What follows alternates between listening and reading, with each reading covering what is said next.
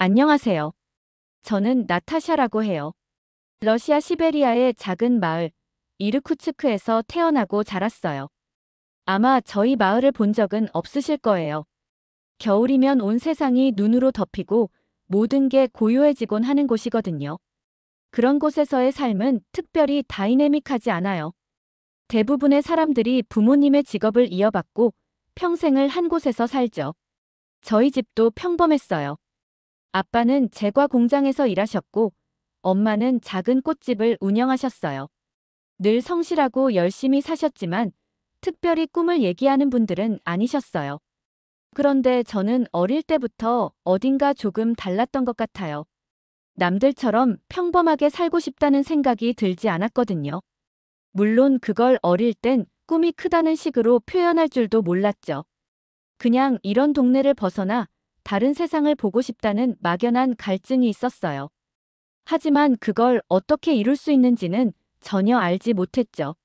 제가 어릴 때부터 유독 관심을 가진 건 제 모습이었어요. 외모, 패션, 헤어스타일 같은 거요. 부모님은 항상 너는 왜 그렇게 외모에 신경을 쓰니? 사람은 마음이 중요하다라고 말씀하셨지만 저는 거울을 보는 게 너무 즐거웠어요. 가끔은 스스로도 왜 그런지 궁금했어요. 그냥 더 나아지고 싶다는 생각 때문이었을까요? 학교 다닐 때도 저는 늘 거울을 가지고 다녔어요. 수업 시간에 몰래 꺼내서 얼굴을 살피다 선생님께 혼난 적도 많았죠. 친구들도 종종 놀렸어요. 나타샤, 거울 보는 게 취미야? 또 화장하러 갈 거야? 라고요. 그런데 이상하게도 그런 얘기가 전혀 신경 쓰이지 않았어요. 저는 그냥 더 나은 나를 찾고 싶었으니까요. 고등학교를 졸업하고 대학에 갔을 때도 제 관심사는 변하지 않았어요.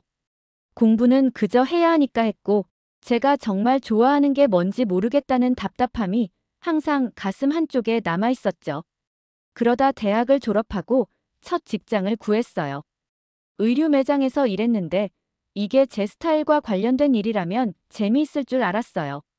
그런데 막상 손님들에게 옷을 추천하고 진열대를 정리하는 일이 너무 단조로웠어요. 제가 직접 옷을 만들거나 스타일링을 하는 것도 아니었으니까요. 그렇게 몇 주 만에 일을 그만두고 다른 직업들을 찾아보기 시작했어요. 카페에서 바리스타로 일해보기도 하고 친구가 다니는 회사에서 사무보조 일을 해보기도 했는데 어디에서도 오래 버티지 못했어요. 사실 버틴다는 말이 맞을 거예요. 제가 뭘 하고 싶은지 모르니까 그 모든 일이 그냥 의무처럼 느껴졌거든요. 이 시기가 제 인생에서 가장 공허했던 시간이에요. 매일 아침 거울 앞에 앉아 화장을 하고 그걸 사진으로 찍어 SNS에 올리는 게 하루의 전부였어요. 친구들은 직장도 잡고 결혼도 준비하고 있었는데 저는 그냥 멈춰 있는 기분이었죠. 그런데 어느 날 제 삶을 완전히 바꿀 일이 벌어졌어요. 사실 처음엔 아무것도 예상하지 못했어요. 그날도 침대에 누워 유튜브를 보며 시간을 흘려보내고 있었거든요. 그런데 스크롤을 내리다 우연히 한 영상이 눈에 들어왔어요. 외국인이 한국 화장품 쇼핑하기라는 제목이었는데 왠지 모르게 클릭하게 됐어요. 영상 속에서는 한 외국인이 서울의 한 화장품 매장을 둘러보고 있었어요. 처음 보는 브랜드와 제품들이었는데 블로거는 한국의 스킨케어 제품이 얼마나 좋은지 열정적으로 설명하더라고요. 한국 스킨케어는 세계 최고예요. 피부를 건강하게 가꾸는 철학이 정말 대단해요. 그녀의 말을 들으면서 정말 그럴까? 라는 생각이 들었어요. 그 영상 하나가 저를 완전히 매료시켰어요. 영상 속 모델들은 피부가 마치 투명한 유리처럼 보였고 그들의 메이크업은 너무 자연스러우면서도 세련돼 보였어요. 러시아에서는 보통 화장을 두껍게 해서 결점을 가리는데 한국은 그런 게 아니더라고요. 피부 자체를 가꾸고 본연의 아름다움을 강조하는 메이크업이라니 제게는 완전히 새로운 세계였어요. 그날 이후 저는 밤낮 없이 한국 뷰티 영상을 찾아보기 시작했어요. 점점 빠져들면서 제 안에서 묘한 감정이 피어올랐어요. 이걸 배우고 싶다. 단순히 동경의 대상이 아니라 직접 경험하고 싶다는 욕망이었죠. 그러다 문득 깨달았어요. 저는 단순히 예뻐지고 싶은 게 아니라 저 자신을 새롭게 정의할 수 있는 무언가를 찾고 있었던 거예요. 그래, 이건 그냥 영상을 보고 끝낼 일이 아니야. 직접 한국에 가야 해. 그렇게 저는 한국행을 결심하게 됐어요. 사실 부모님께 말씀드릴 때 굉장히 긴장했어요. 엄마, 아빠는 처음엔 깜짝 놀라셨어요. 한국? 왜 갑자기 그런 생각을 한 거니? 아빠는 좀 화를 내셨어요. 혼자서 그 먼 나라에 간다는 게 쉬운 일이 아니야.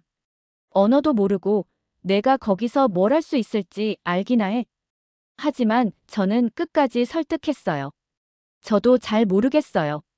하지만 이건 꼭 해보고 싶어요. 저한테 이런 열정이 생긴 건 처음이에요. 그냥 믿어주세요. 엄마는 한참 고민하시더니 결국 고개를 끄덕이셨어요. 그래, 내가 그렇게 원한다면 가봐. 대신 내가 모든 걸 책임져야 한다는 걸 알아야 해. 그렇게 제 한국행이 결정됐어요. 한 번도 꿈꾸지 못했던 완전히 새로운 세상을 향해 발을 내딛게 된 거죠. 그리고 저는 몰랐어요. 그 선택이 제 인생을 어떻게 바꿀지. 한국행 비행기에 몸을 실었을 때 저는 솔직히 두려움 반 설렘 반이었어요. 모든 게 처음이잖아요. 가족을 떠나 혼자 외국에 간 적도 없었고 한국어라고는 유튜브 영상에서 들은 안녕하세요가 전부였죠. 그런데도 가슴속 어딘가에서 이상하게 자신감이 느껴졌어요. 이건 정말 해봐야 해. 이번에도 도망치면 평생 후회할 거야. 창밖으로 보이는 구름을 보면서 그렇게 스스로를 다독였어요. 인천공항에 도착했을 때는 꿈속에 있는 것 같았어요. 모든 게 깨끗하고 정돈돼 있었고 공항 직원들도 친절했어요. 하지만 그 첫인상이 잠시일 뿐 막상 공항 밖으로 나가니까 막막함이 몰려왔어요. 제가 준비해온 건 작은 캐리어 하나와 예약해둔 숙소 주소, 그리고 스마트폰에 저장된 몇몇 기본 한국어 문장뿐이었거든요. 처음 며칠은 정말 정신없이 지나갔어요. 서울은 제가 상상했던 것보다 훨씬 더 크고 복잡했어요. 이르쿠츠크와는 비교도 안 되게 바쁜 도시였죠. 사람들은 빨리 걷고 지하철은 복잡하게 얽혀 있고 어디를 가도 처음 보는 것들 뿐이었어요. 길을 잃은 적도 몇 번 있었는데 그때마다 스마트폰 지도와 지나가는 사람들의 도움을 받았죠. 대부분의 사람들이 영어를 잘하지는 않았지만 제가 어려워 보이면 친절하게 도와주셨어요. 그게 정말 큰 힘이 됐어요. 제가 한국에 온 가장 큰 이유는 당연히 한국 뷰티를 배우기 위해서였죠. 그래서 도착한 지 이틀 만에 바로 유튜브에서 본 그 화장품 매장, 올리브영에 갔어요.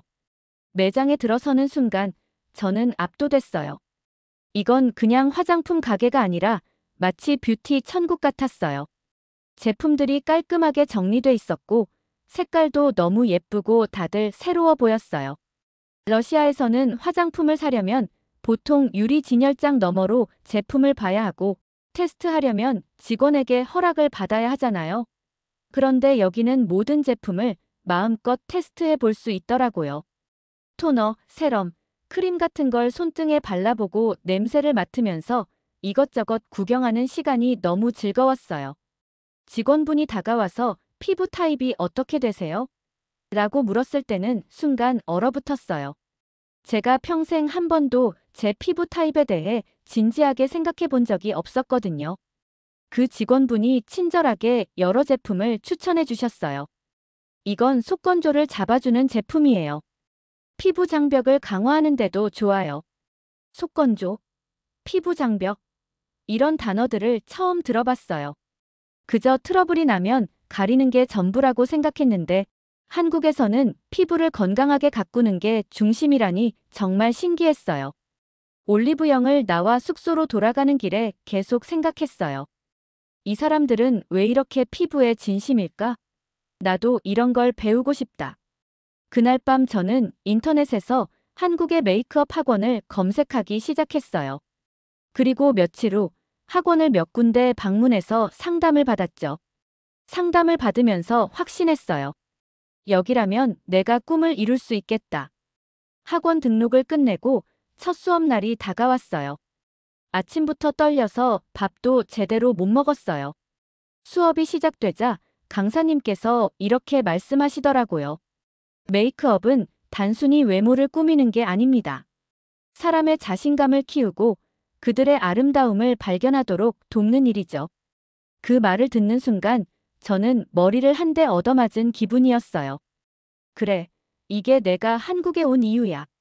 그냥 예뻐지기 위해서가 아니라 이걸 통해 무언가를 이루고 싶었던 거였어요. 수업은 생각보다 훨씬 체계적이고 흥미로웠어요. 피부 타입에 따라 어떤 제품을 써야 하는지, 얼굴형에 맞는 메이크업 기법은 어떤 건지 하나씩 배워갔어요. 특히 피부를 자연스럽게 표현하는 법을 배울 때는 너무 신기했어요. 러시아에서는 보통 파운데이션을 두껍게 발라 피부 결점을 완벽히 가리는 게 중요했는데 여기서는 가벼운 제품으로 피부 본연의 빛을 살리는 게 목표였거든요. 학원에서 동료들과 친해지기 시작한 것도 큰 힘이 됐어요. 대부분 한국인이었지만 저처럼 외국에서 온 학생들도 몇 명 있었어요. 서로 모델이 되어주고 실습하면서 배운 기술을 적용해보는 과정이 정말 즐거웠어요. 처음으로 제가 제대로 된 목표를 가지고 무언가를 배우고 있다는 느낌이 들었죠. 물론 어려움도 있었어요. 언어 장벽은 여전히 높았고 낯선 문화에 적응하는 것도 쉽지 않았죠. 어느 날은 학원 수업을 마치고 혼자 숙소로 돌아가는 길에 갑자기 눈물이 나더라고요. 내가 여기서 정말 잘할 수 있을까? 너무 멀리 온 거 아니야? 그런데도 다시 마음을 다잡았어요. 제가 선택한 길이고 여기까지 온 건 후회하지 않으려고요. 몇 달이 지나면서 저는 점점 실력을 쌓아갔어요. 강사님도 가끔 제 메이크업을 보고 칭찬해 주셨어요. 나타샤, 당신은 정말 발전하고 있어요. 앞으로 더 기대돼요. 그 말 한마디에 피곤했던 하루가 전부 사라지는 것 같았어요. 이제 저는 한국에서의 삶에 익숙해지고 있었어요.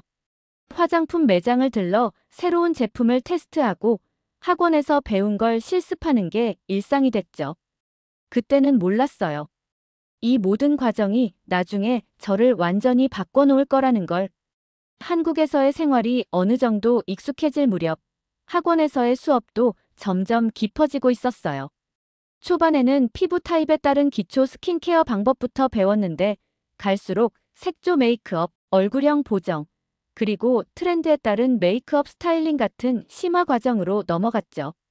매일 배우는 게 많아서 정신없이 바빴지만 그만큼 재미있었어요. 제가 진짜 좋아하는 걸 배우고 있다는 확신이 들었거든요. 수업 중에 가장 기억에 남는 날이 있어요. 강사님이 말씀하셨죠. 오늘은 여러분의 스타일을 보여주는 메이크업을 해보세요. 자유롭게 창의력을 발휘해보세요. 솔직히 처음엔 겁이 났어요. 저만의 스타일이라고 할 게 딱히 없다고 생각했거든요. 남들처럼 화려한 색감을 쓰는 것도 자신이 없었고요. 하지만 일단 해보자는 마음으로 제일 잘한다고 생각했던 피부 표현부터 시작했어요. 저는 한국에서 배운 자연스러운 피부 표현 기법과 러시아에서 봤던 강렬한 색조 메이크업을 섞어봤어요.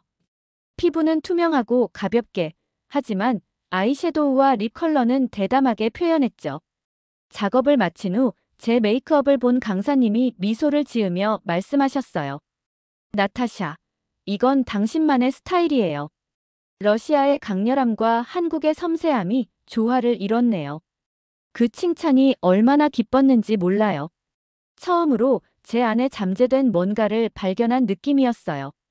수업은 단순히 메이크업 기술을 배우는 걸 넘어 사람의 얼굴을 이해하고 각자의 매력을 극대화하는 방법을 배우는 시간이었어요. 하루는 학원에서 모델 실습 과제가 나왔어요. 직접 모델을 구해서 메이크업을 하고 결과물을 사진으로 남기는 게 목표였죠. 처음엔 어디서 모델을 찾아야 할지 막막했어요. 하지만 용기를 내서 거리로 나갔죠. 처음 말을 걸었던 사람은 한 대학생이었어요. 저는 서툰 한국어로 말을 꺼냈죠. 안녕하세요. 저는 메이크업을 배우는 학생인데 모델이 필요해서요. 혹시 잠깐 시간 괜찮으세요? 그 친구는 조금 당황했지만 제 진지한 태도를 보고 기꺼이 시간을 내줬어요. 메이크업이 끝난 뒤 그 친구가 거울을 보며 말했어요. 우와, 이렇게 자연스러우면서도 예쁜 메이크업은 처음이에요. 감사합니다. 그 말에 저는 또다시 용기를 얻었어요. 내가 하는 일이 다른 사람들에게 영향을 줄 수 있다는 사실이 너무 신기했거든요. 그날 이후 저는 학원 과제와 별개로 매일같이 모델을 찾아다녔어요. 카페에서, 공원에서, 심지어 학원 근처에서도요. 사람들의 얼굴을 다르게 해석하고 각자에게 어울리는 메이크업을 연구하면서 실력이 쌓이는 게 느껴졌어요. 그렇게 몇 달이 흐르자 제 안에는 새로운 목표가 생겼어요. 단순히 기술을 배우는 학생이 아니라 사람들에게 자신감을 줄 수 있는 메이크업 아티스트가 되고 싶다는 거였어요. 학원에서 배운 기술로 제 포트폴리오를 만들어야겠다는 생각도 들었죠. 하루는 강사님께 찾아가서 상담을 요청했어요. 강사님, 제가 러시아로 돌아가서도 이 일을 계속하고 싶어요. 하지만 제가 배운 것들이 그곳에서도 통할까요? 강사님은 제 이야기를 진지하게 들어주시더니 말씀하셨어요. 메이크업은 어디에서나 통하는 언어예요. 중요한 건 기술이 아니라 당신의 철학과 열정이죠. 당신은 이미 충분히 가능성을 보여줬어요. 그 말을 들으면서 마음 한구석이 따뜻해졌어요. 제가 정말로 잘할 수 있을지도 모른다는 생각이 들었거든요.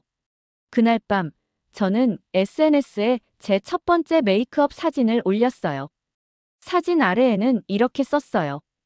이건 제가 한국에서 배운 메이크업 철학을 담은 첫 작업입니다.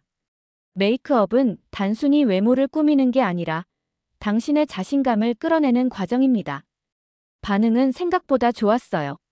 사람들이 제게 관심을 가지기 시작했고 메시지를 보내오기도 했어요. 이 메이크업을 배워보고 싶어요. 다음 작업도 기대할게요. 이런 댓글들이 하나둘 달렸어요.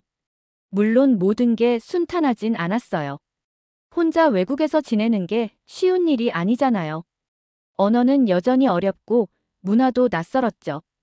특히 혼자 사는 시간이 길어질수록 고향이 그리워지곤 했어요. 하지만 그런 순간마다 저는 메이크업을 통해 스스로를 다잡았어요. 거울 앞에 앉아 배운 기술을 제 얼굴에 적용해보고 SNS에 작업물을 올리는 게 하루의 루틴이 됐죠. 한 번은 학원에서 메이크업 실습을 끝낸 뒤 강사님께서 제게 말씀하셨어요. 나타샤, 이 정도면 이제 프로라고 해도 되겠어요. 앞으로 어떤 길을 가든 잘할 겁니다. 그 말을 듣는 순간 저는 눈물이 날 뻔했어요. 제가 지금까지 선택했던 모든 것들이 틀리지 않았다는 확신이 들었거든요.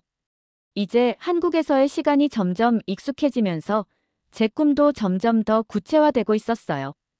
단순히 기술을 배우는 데서 끝나는 게 아니라 이걸 바탕으로 나만의 길을 만들어야겠다는 생각이 들었죠. 한국에서의 생활이 1년이 넘어서자 부모님께 연락이 왔어요. 나타샤, 이제 한국에서 배울 건 다 배웠으니 돌아와야 하지 않겠니? 엄마랑 아빠도 내가 많이 보고 싶구나. 그 메시지를 읽는 순간 기분이 묘했어요. 제게는 한국에서의 시간이 너무나도 소중했고 이곳에서 더 많은 걸 배우고 싶었거든요. 하지만 부모님의 마음도 이해가 됐어요. 결국 저는 결심했어요. 돌아가자.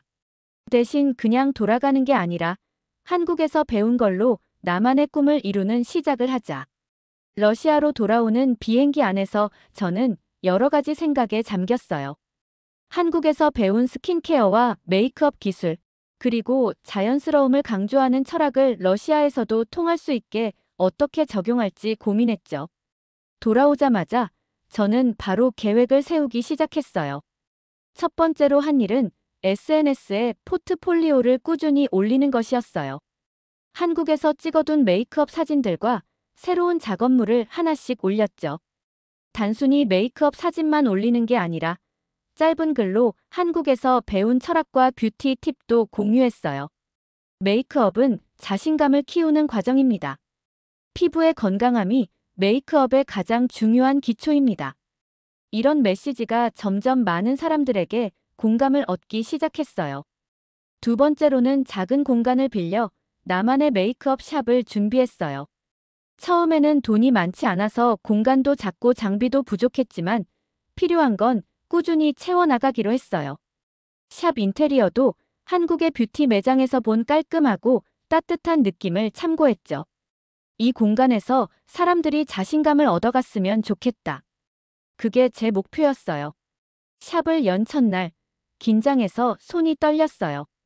광고도 많이 못했고 처음엔 아무도 오지 않을까봐 걱정했거든요. 그런데 오후쯤에 첫 손님이 찾아왔어요.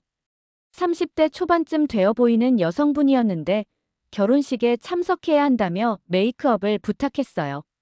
저는 그녀의 피부 타입부터 차근차근 확인하고 한국에서 배운 자연스러운 메이크업 스타일을 적용했죠. 메이크업이 끝난 뒤 그분이 거울을 보며 말했어요. 와, 이렇게 자연스러운 메이크업은 처음이에요. 제가 더 예뻐진 느낌이 들어요.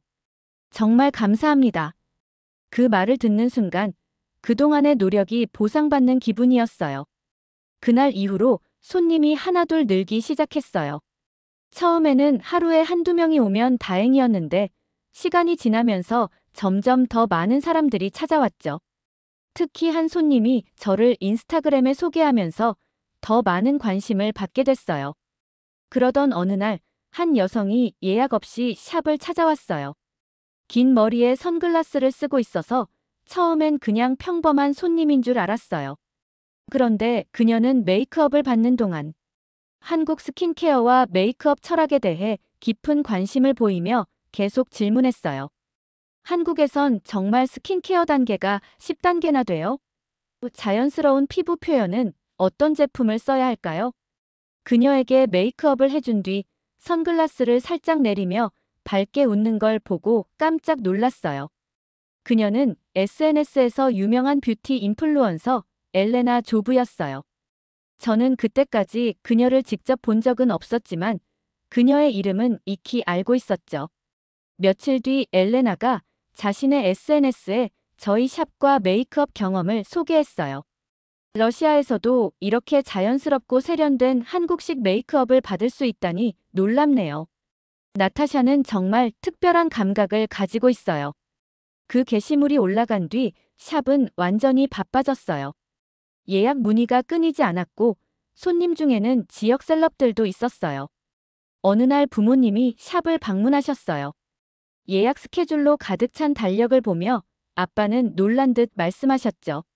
우리 딸이 정말 멋지게 성장했구나. 이렇게까지 해낼 줄은 몰랐어. 엄마도 제 손을 꼭 잡으며 말했어요. 너의 열정이 이렇게 많은 사람들에게 사랑받고 있구나. 정말 자랑스러워. 그 말을 듣는 순간 한국에서의 시간이 떠올랐어요. 처음 한국에 도착해서 모든 게 낯설고 두려웠던 날, 학원에서 받은 첫 칭찬, 모델을 찾아다니며 배웠던 시간들까지. 그 모든 순간이 있었기에 지금의 제가 있다는 생각이 들었어요. 이제 저희 샵은 지역에서 꽤 유명한 메이크업 스튜디오로 자리 잡았어요.